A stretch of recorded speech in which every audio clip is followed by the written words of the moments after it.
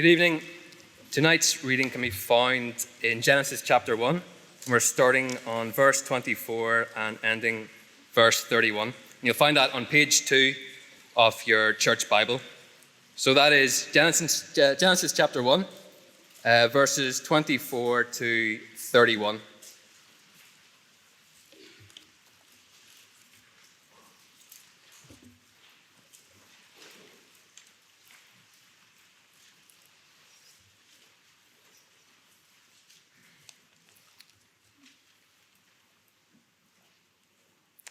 Then God said, verse 24.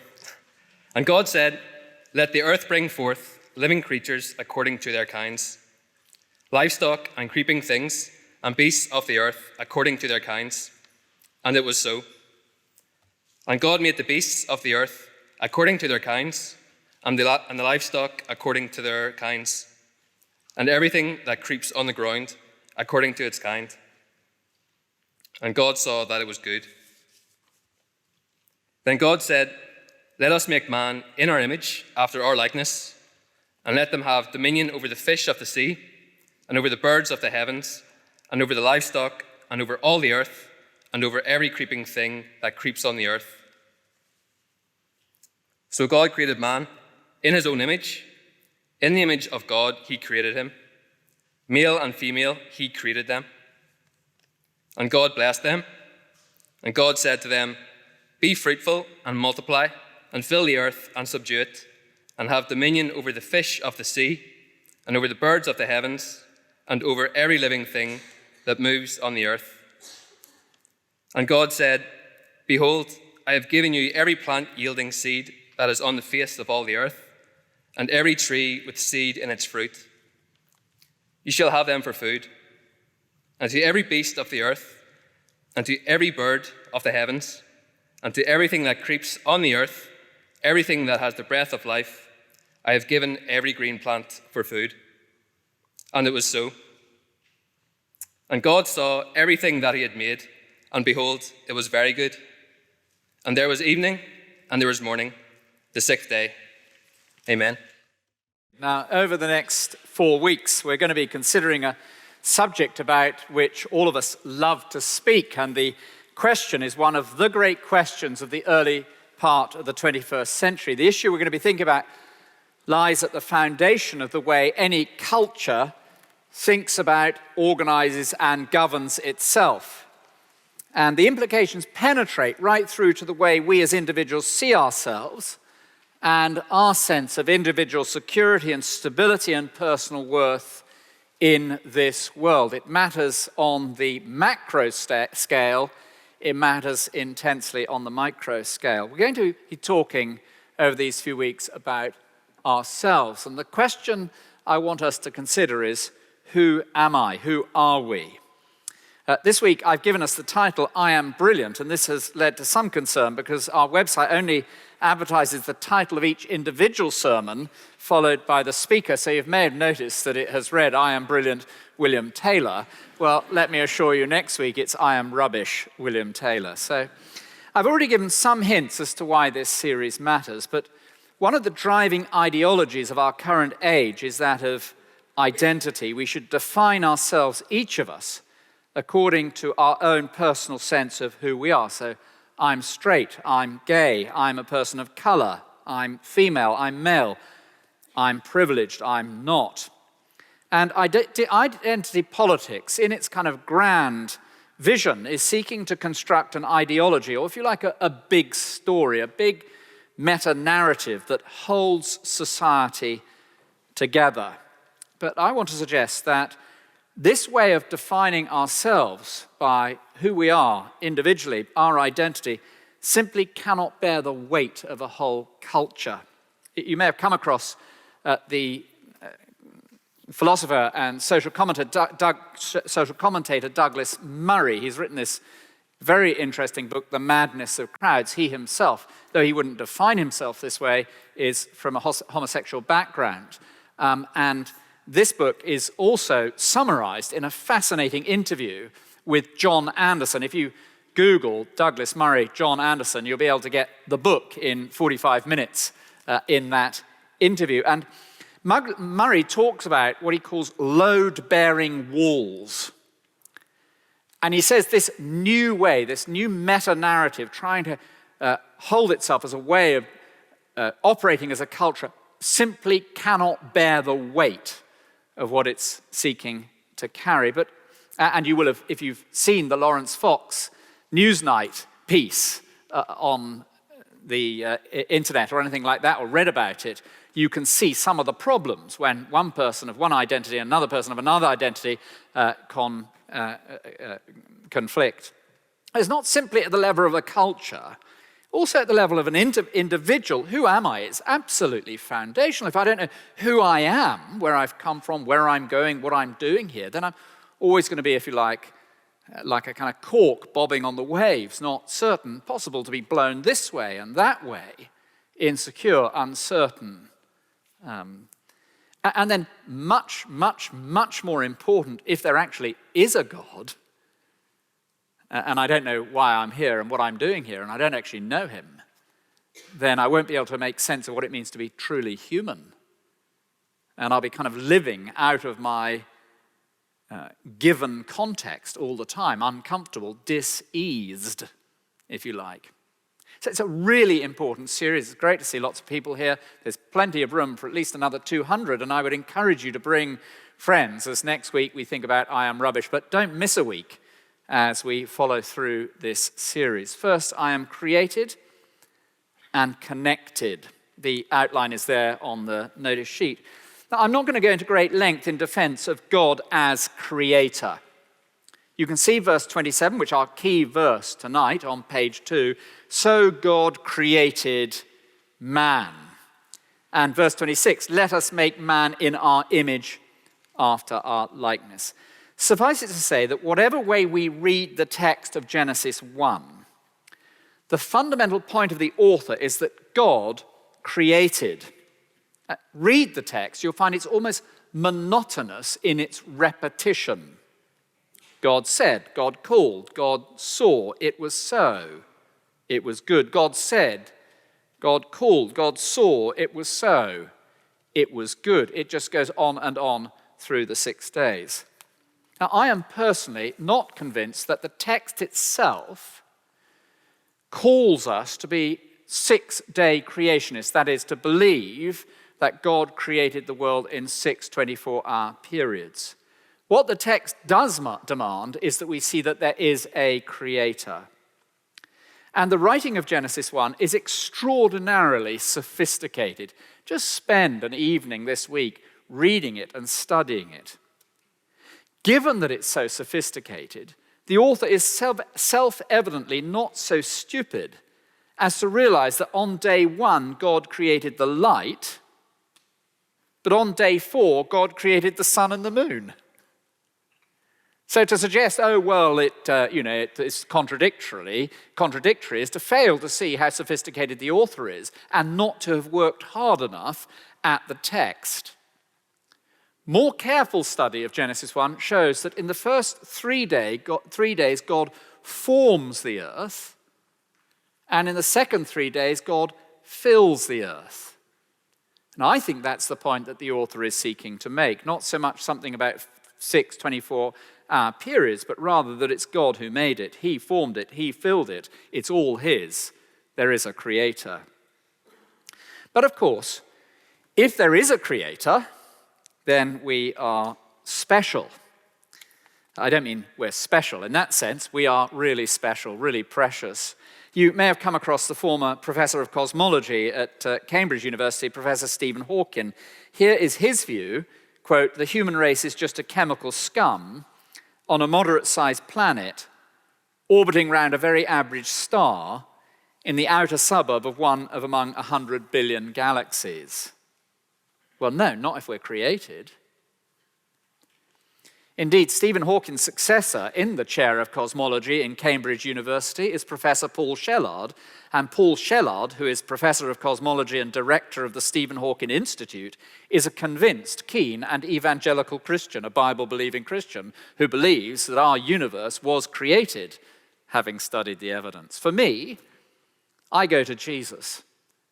And you look at the account of Jesus in the Gospels, and you can see the Creator walking his world. And in the life of Jesus, we can see evidence backing up the statement and the facts of Genesis chapter 1, that there is a Creator. And I would say there is a Creator. His name is Jesus. He turns water into wine. He walks on water.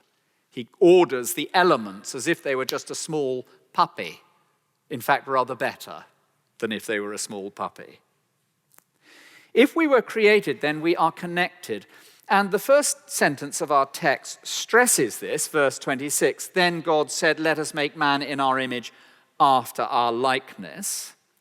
And it's also there in our key verse, 27. God created man in his own image. In other words, our Maker is not wholly other. We can understand and know him.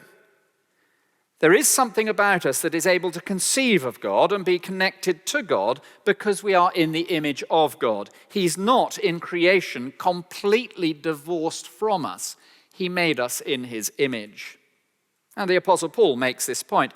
God made from one man every nation of mankind to live on the face of the earth, having determined allotted periods and boundaries of their dwelling place, so that they should seek after God.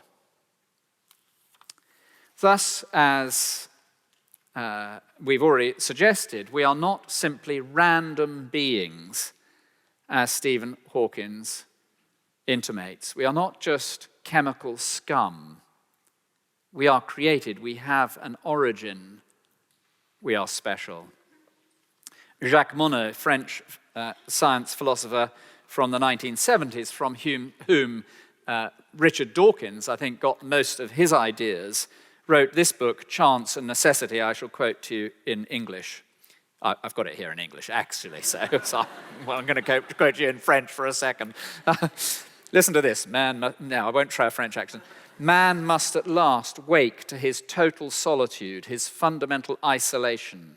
Does he at last realize that, like a gypsy, he lives on the boundary of an alien world, a world that is deaf to his music, just as indifferent to his hopes as it is to his sufferings and his crimes? Man knows at last that he is alone in the universe's unfeeling immensity out of which he emerged only by chance. Now that is the proper logical conclusion of the secularist. Here's a man with the courage of his convictions. If there is no creator, you've emerged by chance. You are alone. A number of years ago, we were staying in a house that has an upstairs kitchen and downstairs bedrooms. It's an upside-down house. And I was in the kitchen doing something or other, sort of kitchen sort of stuff, and I heard loud sobbing coming from the bedroom downstairs. And I went downstairs, and my wife was there, and she was sobbing so loudly that I could hear her upstairs. She'd just finished this book by Sebastian Fuchs. And Charlotte Gray, I'm going to ruin the plot for you here, but in Charlotte Gray, he charts two separate groups of individuals. They're two twins, sort of 8, 10, 12-year-old Jewish boys. And there are two lovers. And the twins cross the threshold into the gas chamber, and the lovers cross the threshold into the church. And he describes it in exactly the same way. There was another room, another door, with bolts and rubber seals, over whose threshold the two boys, among many others, went through icy air and disappeared. And then the lovers, they crossed into the cold interior of the church, heavy with the scent of cut flowers, the murmuring of the organ into the soft air, and disappeared. Get his point? If you're a secularist, we're only here by chance. We're random specks in the universe. When you're gone, who cares? You've disappeared. The careful reader will spot that in the middle of the book, there's a professor who explains the philosophy. No child born knows the world he is entering, and at the moment of his birth, he is a stranger to his parents. When he dies, many years later, there may be regrets among those left behind that they never knew him. but he is forgotten almost as soon as he dies because there is no time for others to puzzle out his life. After a few years, he'll be referred to once or twice by a grandchild, then by no one at all, unknown at the moment of birth, unknown after death, this weight of solitude, a being unknown. And yet, if I believe in God, I am known. At the hour of my death, I wish to be known unto God. The famous church figure Augustine, thou hast made us for thyself, and we are restless until we find our rest in thee. You're somebody, created, connected. It's beautiful. You matter. And the second observation from our text pushes that a little bit further. You could almost fold it into the first, but we are unique and distinctive. That is, we are unique in creation. That is, we're not the same as the animals. Now, did you notice that the reading from verse 24, all of it describes the sixth day? The sixth day is distinct from the third and fourth day where plant life is described. We are not plant life. I hope you've realized that. But nor are we simply animal life. We share the sixth day. So verse 24 and 25 describe the creation of the animals, and so we share the day. And we share the same day. We're of the same stuff. We have many of the same organs, our physiology, some of our instincts. They are the same as the animals, some more than others. No, sorry, that was gratuitous. But we are unique and distinct from the animals. We're different. So look at verse 27. So God created man in his own image. In the image of God he created him. And look at verse 26. Let us make man in our image after our likeness. That is not said of the animals. Animals are not made in the image of God. Animals are not connected to God. They don't seek after God. Animals do not have consciences, nor are they given dominion. Animals are not answerable to God. And it is entirely wrong to suggest that we are in any way the same as animals in that sense. So the ethicist, that is the moral thinker Peter Singer, famous atheist, in his book, Practical Ethics, and then the LSE professor of European thought, John Gray, both argue that humans and animals are essentially of the same stuff and therefore should have equal rights. They fail to notice what is self-evident to a normal person with any common sense, and they fail to notice what God has shown us in verse 24, 25, 26 to the end. Listen to Peter Singer.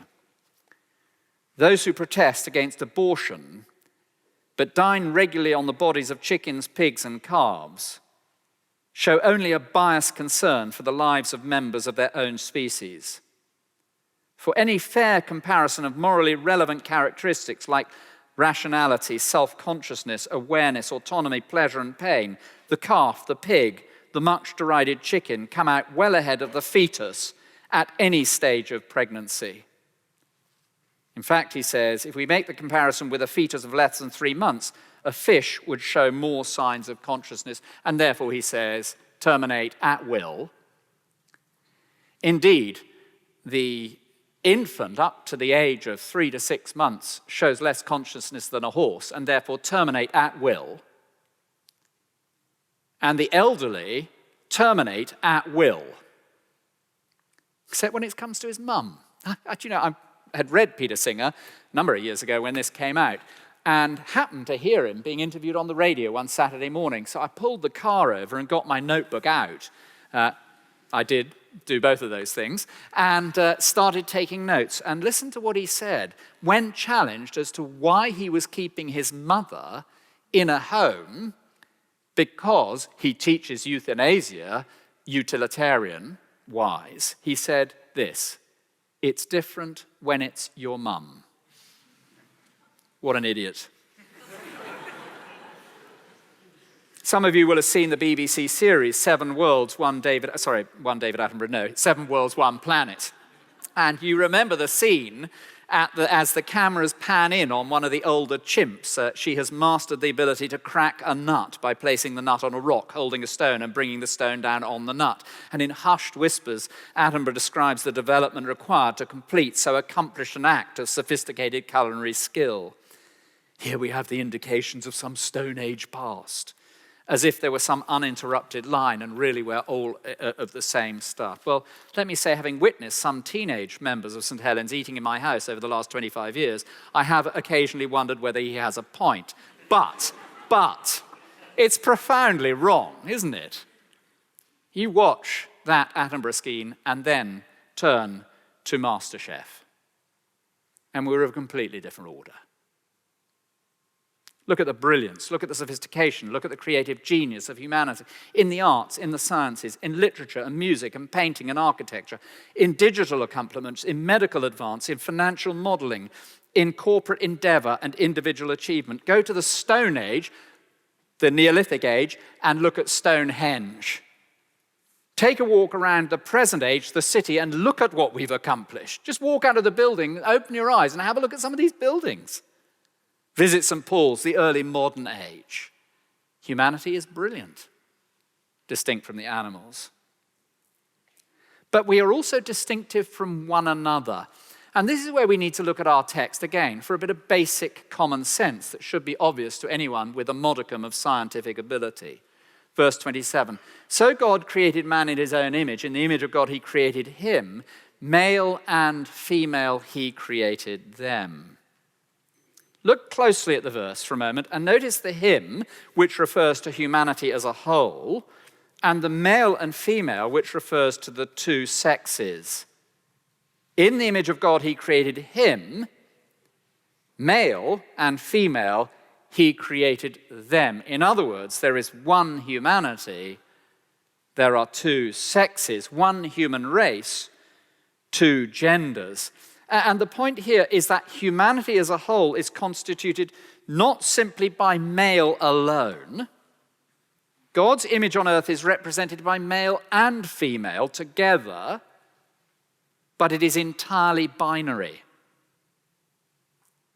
I want to underscore Mickey's advertisement for this Sharon James book. Actually, if you get it here for £6, you'll be able to get it today. You won't have to wait till tomorrow, which you would have to do if you were with Amazon. So you really can get it today. She shows us reality, that from birth, a person is genetically either of the male sex or of the female sex. Go and ask any of the medics over there. One of the medics, qualified doctor, GP, said to me afterwards, I was listening to this bit of the talk very, very carefully, good, and I was trying to think, is that right? And he said, damn it, it is right. I know it's right. It's genetically right. So, from Sharon James, it is impossible to change sex. You can only change appearance.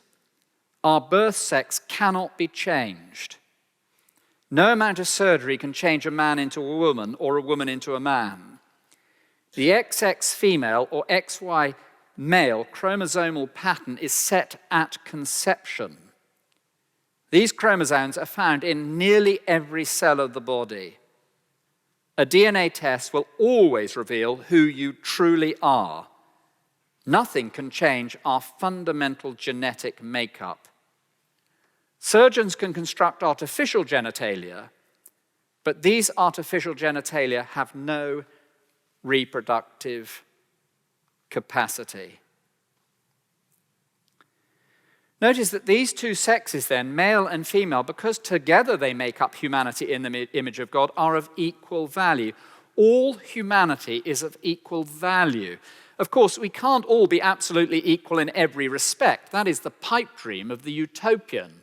It's a foolish idea to suggest that we should all be equal in everything. We're not of equal height, we're not of equal strength, we're not of equal intelligence or sporting ability or musical gifting or mathematical capacity. So we cannot be equal in everything. But every human being is valued as a created being in the image of God. There is a fundamental preciousness to humanity. Every human bears God's mark. Every human created by God, every human in God's image. And of course, that rules out any form of abuse, mistreatment, discrimination. It's the foundation block for all the human rights movements. That's where they begin, back here in Genesis 1. You won't find it in other cultures where there hasn't been a rooting in Genesis. It comes from here. You won't meet anybody tomorrow who isn't deeply precious. Isn't that challenging? I was walking across the Millennium Bridge and just reminding myself as a mass of humanity came towards me and jostled with me, every single one in the image of God.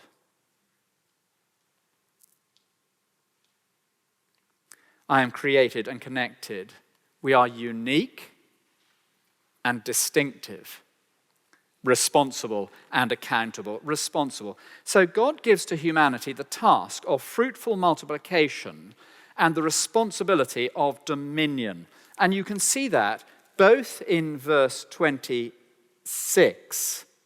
Let them have dominion over the fish of the sea, and over the birds of the heaven, over the livestock and all the earth, and over every creeping thing that creeps on the earth.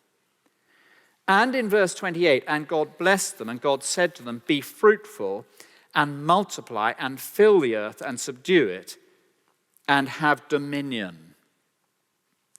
Now, this absolutely does not create a license for abuse of the environment or of the animals and other creatures. Indeed, there is a Christian way to care for what God has entrusted to us. It's not ours to trample all over or to squander. It's been given to us on trust. And we are to have dominion as image bearers of God. We are to manage and nurture the resources of this planet. It places a check, doesn't it, on rampant materialism. I'll just go and pillage the earth. I'll tear down rainforests and I'll plunder the seas. But the meaning of in his image in creation is given further content by this phrase, have dominion. You know, to be an image bearer is to be an image bearer of the Creator. Hence, have dominion.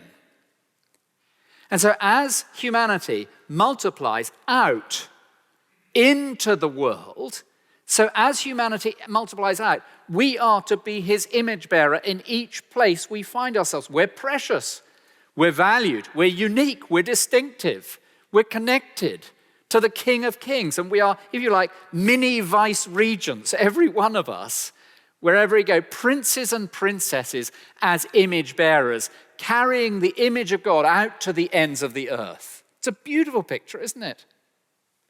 You see, don't you, in dictatorships and so forth, that whoever the ruler is likes to have their image stamped absolutely everywhere. So take you to Eastern Europe, you'll find in Riga or any one of Lithuania or any one of those places, you'll find that there'll be great statues to Lenin and Stalin. Iraq, in the days of Saddam Hussein, great pictures of, even we, actually, if you take a coin out of your pocket, even we have it, don't we? The Queen's head.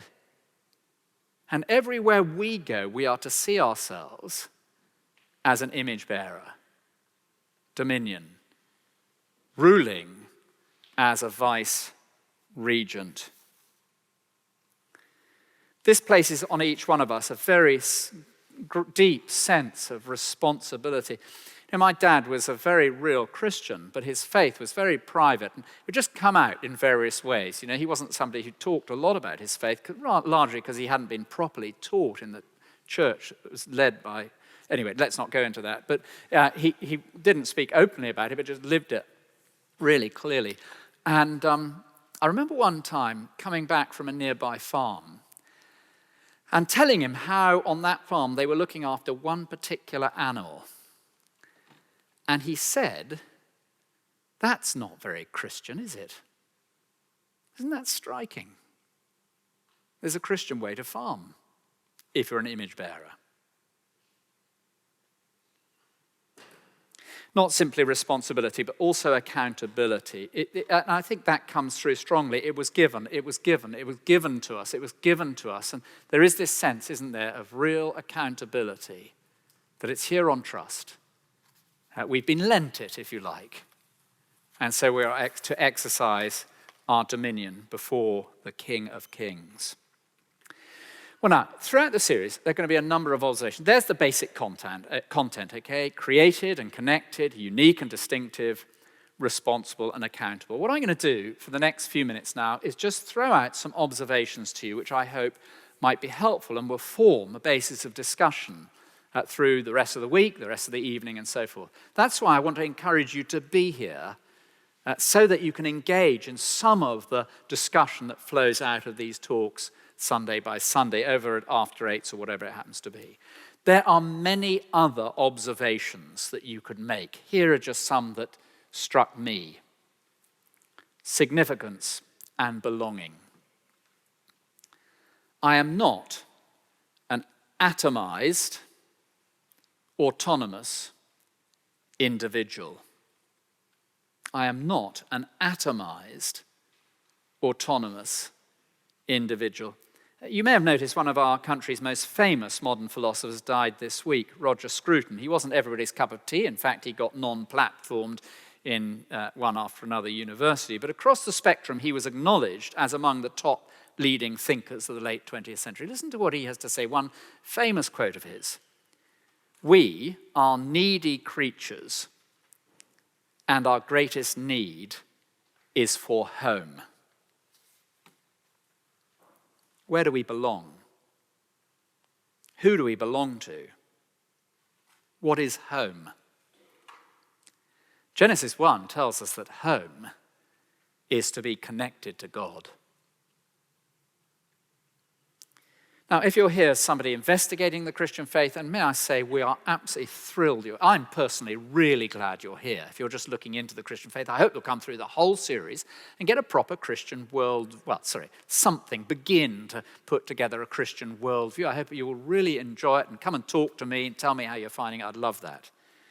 But isn't that wonderful? Actually, the place where we find ourselves to be truly human is in relationship to the one who made us. That's home.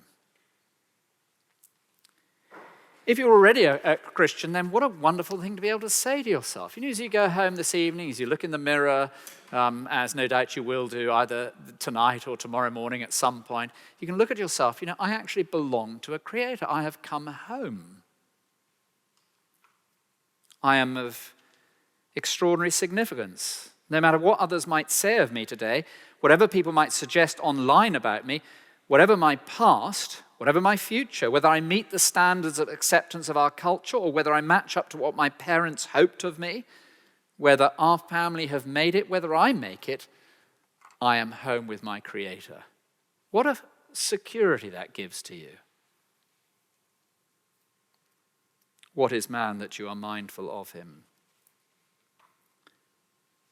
Second area just to consider, and there's so much you could do thinking around that. Second area to think about is what I've called on the sheet there equality, but I think for reasons I've just suggested, I'd prefer to call dignity. The idea of equality opens up too many silly misunderstandings of the idea that we should all be equal, which is a stupid idea. We can't all be equal. Okay, so let's think about dignity. A number of people have known that we're doing this series, and one was Ranti Williams, who was leading the prayers so excellently earlier. And she breezed up to me a little bit before Christmas and gave me this chapter. I'm not sure if she's broken photocopying rules, actually, but there we are.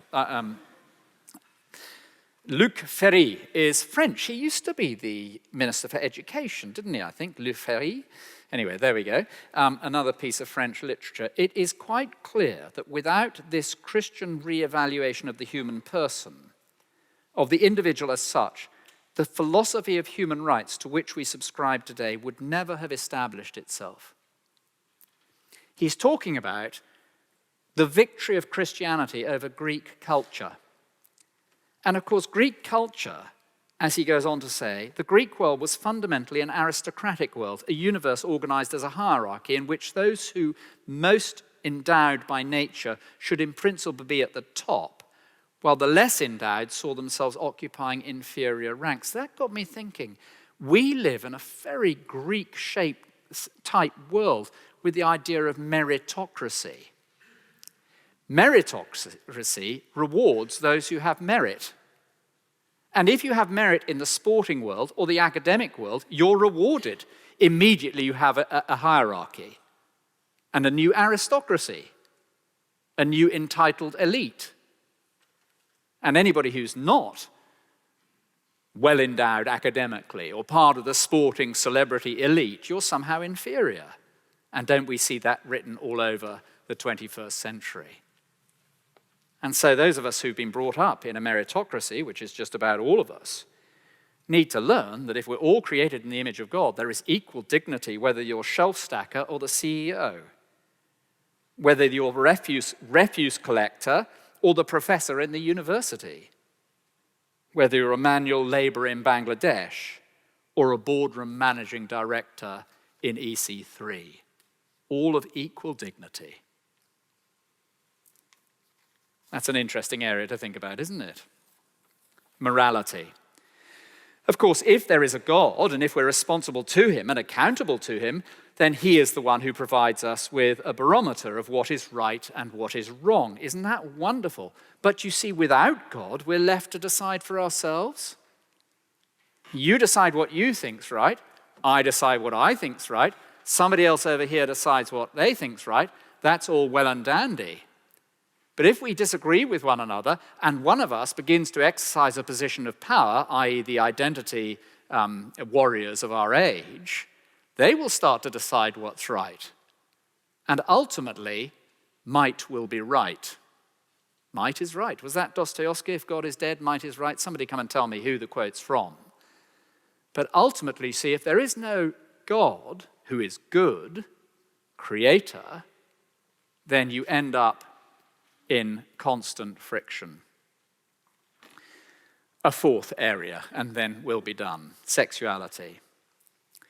These verses are really important when it comes to sexuality and particularly to the physical act of sexual intercourse. Here we are in Genesis 1. I know what we're going to say here will be controversial. I hope it's not too painful for us. I always want to say when I'm talking on this kind of subject that every single one of us is a failure in this area of sexuality. And I'm speaking as somebody who's a failure to a group of failures.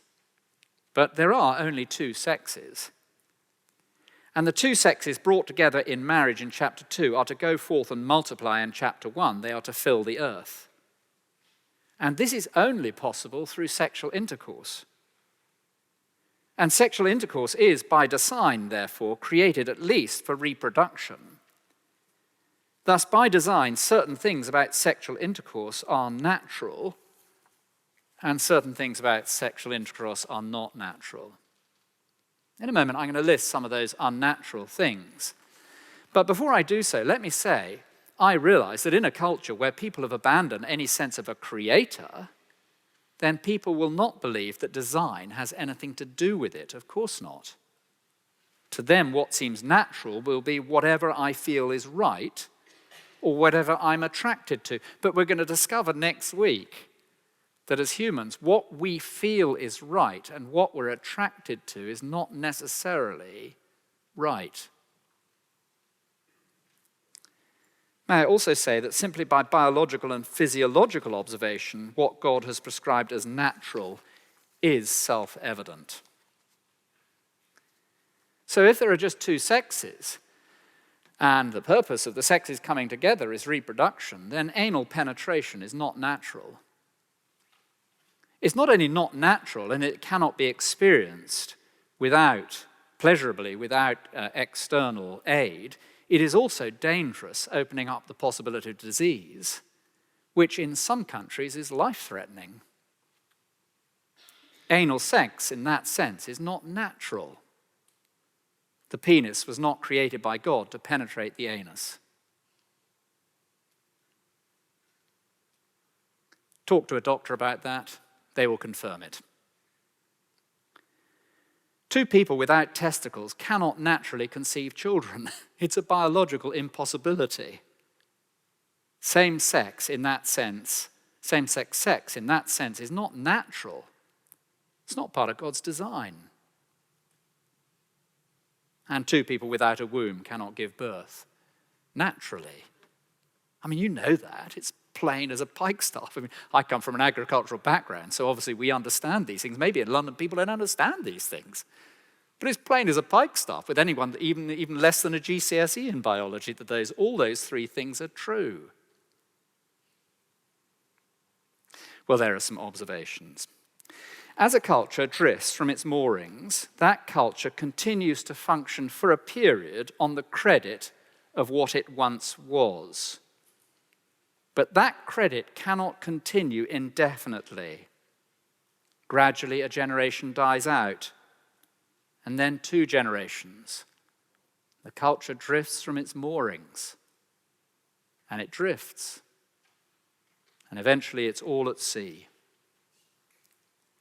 And this series is designed to equip us so that we are not like corks bobbing in the middle of the ocean, blown this way and that at the whim of whatever crazy idea comes our way, which is so self-evidently nonsense once you begin to look at things clearly. But it's also designed to help us as we interact with our friends who are all at sea in the 21st century, and to help them find safe harbor. I hope you find it a real help and a deep encouragement. Allow me to lead us in prayer.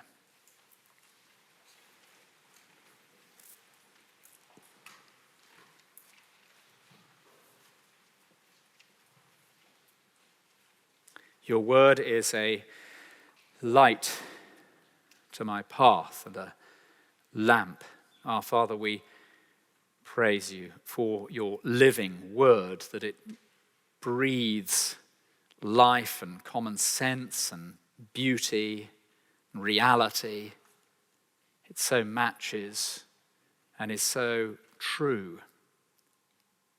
And we pray that you would strengthen our grasp on reality. Help us to be those who delight in your truth and in you, and having come home to you. And please send us out now to worship you, to praise you in the office tomorrow morning, in the halls of residence, in our lecture halls. Across London, may we be those whose worship is full of talk of you and of your goodness. We ask it in Jesus' name. Amen.